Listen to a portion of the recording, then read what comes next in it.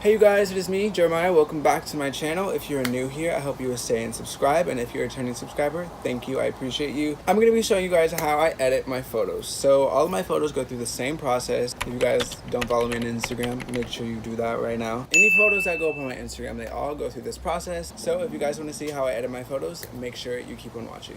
No, you can't make everybody equal.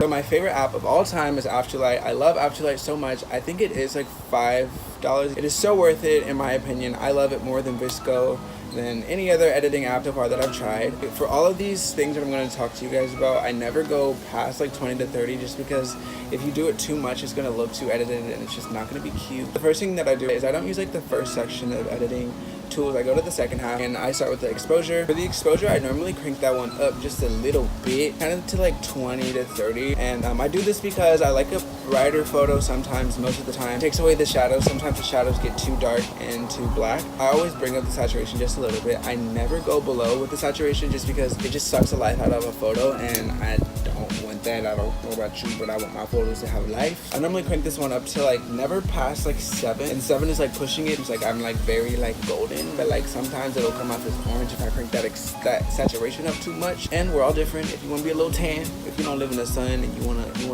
give off that you do, then you can crank this up just a little bit more. Temperature, I normally take it down just a little bit, like -20. I don't ever go, I rarely go up with the temperature. I just like a more like blue, icy photo. I love cool tones. Really what I'm looking for when I'm doing the temperature, when I'm messing with the temperature, is I'm wanting my whites to be white. So most of the time I'm shooting in the sun, it's gonna be more yellow. So I just I take it down just a little bit, have the blues combat the yellows, so the whites look like white and not like cream or like yellow. Tint I really like never touch, not because it's not good, it's just I don't really like to do any like color editing with Afterlight. Sharpening I don't really, because I feel like it's ugly. I don't understand the purpose of no shade, no tea, but that's just not for me. Looks like one of those photos, you used to put on Facebook.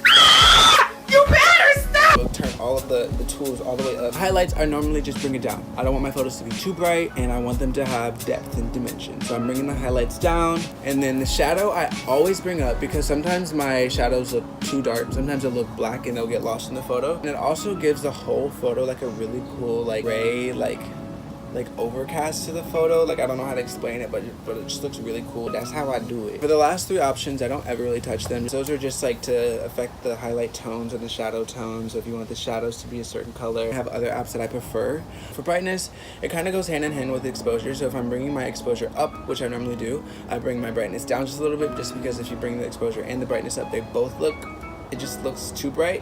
The contrast I always bring up, not too much. This one I do a little bit less, so probably like 5 to 10. I never take the contrast lower. What contrast means is like a difference between two like things. So if you bring the contrast up, it's going to give a greater contrast between the lightness and the darkness of the photo. So if you bring it down, it's just going to make the photo look flat. I like to bring it up just a little bit more. Getting the contrast, it makes it more pops to the eye. Okay, so now we're going to move on to VSCO. So VSCO I don't really use for anything other. I literally don't use anything else other than the grain for VSCO.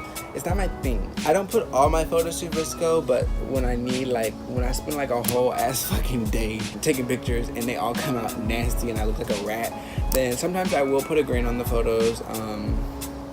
We all need a little filter from time to time. Filmborn is my favorite app for filters. I love like a film vibe photo, and all of these filters give that vibe. When you take Polaroids, like it kind of has those looking filters. So if that's the look you're trying to achieve, like a vintage vibe, like this is the app for you. I think it is like $2 to $3, but it's totally worth it.